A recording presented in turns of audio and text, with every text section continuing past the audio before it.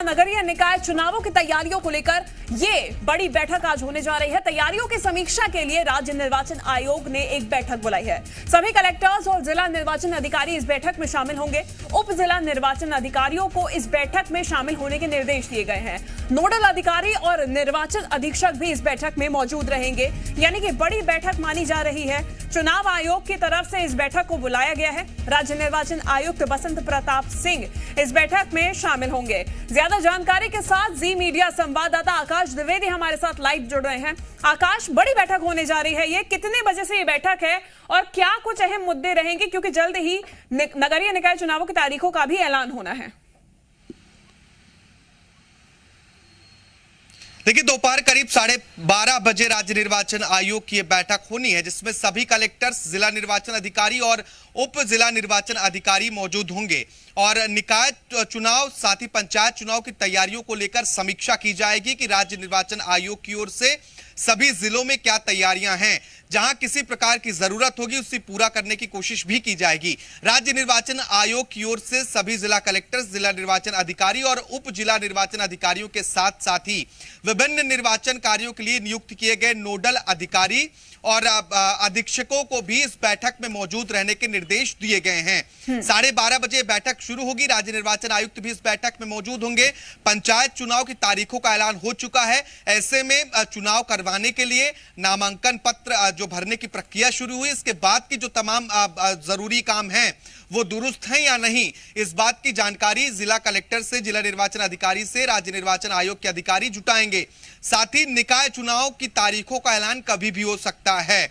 ऐसे में निकाय चुनाव को लेकर क्या सभी तैयारियां पूरी कर ली गई हैं, चाहे वो बूथ को मजबूत करने की बात हो, जिस तरीके से बूथों का चयन करने के बीते दिन निर्देश दिए थे, संवेदनशील, अति संवेदनशील बूथों को चिन्हित करने का काम हो चुका है या नहीं हो चुका है, क्योंकि राज्य निर्वाचन आयोग ने सभी कलेक्टर्स को यह भी कहा है कि बारिश के हिसाब से बूथों का निरीक्षण कर लें, जहां मरम्मत की जरूरत हो वहां मरम्मत कराएं, क्योंकि मतपत्रों से पंचायत का चुनाव होना है, ईवीएम से निकाय का चुनाव होना है, तो दोनों के लिए व्यापक तैयारियों को जरूरत है। प्रदेश में जल्द से जल्द चुनाव पूरे करवाने हैं और इसके लिए तैयारियों की समीक्षा इस बैठक में की जाएगी, ऐसा माना जाए। आकाश, बने रहिए हमारे साथ, आगे भी जानकारी लेंगे आपसे। तो मध्य प्रदेश में पंचायत चुनाव लड़ने वाले प्रत्याशियों के लिए यह जरूरी खबर है। प्रदेश में जिन प्रत्याशियों पर बिजली बिल बकाया होगा वो पंचायत चुनाव नहीं लड़ पाएंगे। जिला जनपद पंचायत सदस्य, सरपंच और पंच प्रत्याशियों को बिजली बिल बकाया नहीं होने और घर में शौचालय होने का प्रमाण पत्र देना होगा। यही नहीं, किसी भी सरकारी जमीन पर अतिक्रमण नहीं करने का शपथ पत्र भी देना होगा। इसके अलावा प्रत्याशियों को जाति प्रमाण पत्र और पंचायत स्तर पर लगने वाले शुल्क के बकाया नहीं होने का भी प्रमाण पत्र देना होगा।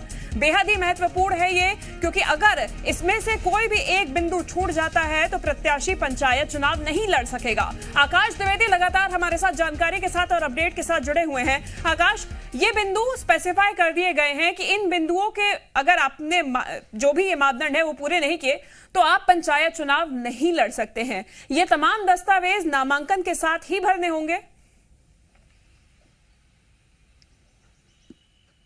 देखिए, नामांकन के पत्रों की जांच की तय सीमा अवधि तक ये सभी दस्तावेज जमा कराए जा सकते हैं, अन्यथा आपका नामांकन निरस्त हो सकता है। राज्य निर्वाचन आयोग ने इस संबंध में दिशा निर्देश शिवांगी जारी किए हैं। जो पंचायत चुनाव, त्रिस्तरीय पंचायत चुनाव लड़ने की तैयारी कर रहे हैं प्रत्याशी, उनके लिए सबसे जरूरी खबर यह है कि किन किन दस्तावेजों की जरूरत है। अगर बिजली का बिल बकाया है तो आपका नामांकन रद्द हो जाएगा। बिजली का बिल पूरा जमा होने का प्रमाण पत्र देना होगा। इसके साथ ही घर में शौचालय, टॉयलेट है या नहीं है, यह जानकारी भी नामांकन पत्र में भरनी होगी। जो आरक्षित सीटें हैं उनके लिए जाति प्रमाण पत्र देना जरूरी है, अनिवार्य किया गया है। राज्य निर्वाचन आयोग ने यह भी कहा है कि पंचायत स्तर पर किसी भी प्रकार के शुल्क का बकाया प्रत्याशी पर, दावेदार पर नहीं होना चाहिए। इसके साथ ही आपने किसी शासकीय या पंचायत की भूमि पर कब्जा तो नहीं किया है, इस बात का शपथ पत्र भी प्रत्याशियों को देना होगा और तमाम तरह की जानकारी राज्य निर्वाचन आयोग की ओर से मांगी गई है। जब आप नामांकन पत्र भरेंगे तो एक कॉलम यह होगा कि आपके घर में शौचालय है या नहीं है, उसे भरना होगा। इसके साथ ही बिजली बिल पूरी तरह से जमा है, ये नो ड्यूज भी देना होगा अगर तय समय सीमा के भीतर। क्योंकि देखिए 6 तारीख तक साफ कर दिए गए हैं और प्रत्याशियों को इन बिंदुओं का बहुत ज्यादा खास ध्यान रखने की जरूरत है इससे पहले कि वो नामांकन भरने जाएं और अंतिम तिथि तक दस्तावेज दे सकते हैं। धन्यवाद आकाश तमाम जानकारी के लिए। तो चलिए आगे बढ़ते हैं। भोपाल से खबर है और ये निकाय चुनावों से जुड़ी बहुत ही महत्वपूर्ण खबर है। मेयर, नगर पालिका और नगर परिषद के अध्यक्षों का आज आरक्षण पूरा हो जाएगा। जिला पंचायत अध्यक्ष पदों का भी आज ही आरक्षण होगा। रविंद्र भवन में आरक्षण की प्रक्रिया पूरी कर ली जाएगी। तो देखिए बेहद ही महत्वपूर्ण है आरक्षण की प्रक्रिया पूरी करना, क्योंकि जल्द ही राज्य निर्वाचन आयोग को पंचायत चुनाव के अलावा निकाय चुनावों की तारीखों का ऐलान करना है। खबर भोपाल से है, जहां त्रिस्तरीय पंचायत चुनाव के लिए नामांकन का आज दूसरा दिन है। पहले दिन कुल 28 लोगों ने अपना नामांकन दाखिल किया। जिला पंचायत सदस्य के लिए 2, जनपद पंचायत सदस्य के लिए 1 नामांकन, वहीं सरपंच पद के लिए 20 और पंच पद के लिए 5 लोगों ने पर्चा भरा है। त्रिस्तरीय पंचायत चुनावों के लिए 6 जून तक नामांकन होंगे। 7 जून को समीक्षा की जाएगी और 10 जून तक प्रत्याशी अपना नाम वापस ले सकते हैं।